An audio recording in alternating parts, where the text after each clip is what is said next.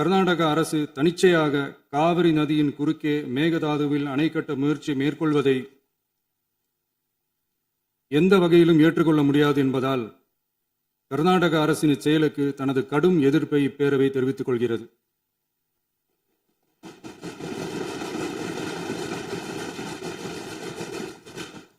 கர்நாடக அரசின் மேகதாது அணை திட்டத்திற்கு தொழில்நுட்பம், சுற்றுச்சூழல் உட்பட எவ்வித அனுமதியும் அளிக்கக்கூடாது என ஒன்றிய அரசை இப்பேரவை வலியுறுத்துகிறது.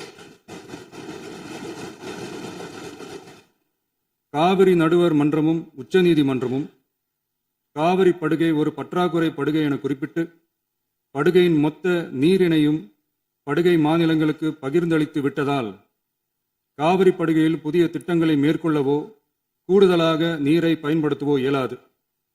காவிரி பிரச்சனை இரு மாநிலங்களின் உணர்வு பூர்வமான பிரச்சனையாகும். ஆதலால் கர்நாடக அரசு மேகதாதுவிலோ அல்லது காவிரி படுகையில் வேறு எந்த இடத்திலோ அணை அல்லது எவ்வித புதிய நீர்த்தேக்க திட்டத்தை பிற படுகை மாநிலங்களின் இசைவு இன்றியும் ஒன்றிய அரசின் ஒப்புதல் இல்லாமலும் மேற்கொள்ளக்கூடாது என கர்நாடக அரசினை அறிவுறுத்துமாறு ஒன்றிய அரசை பேரவை வலியுறுத்துகிறது.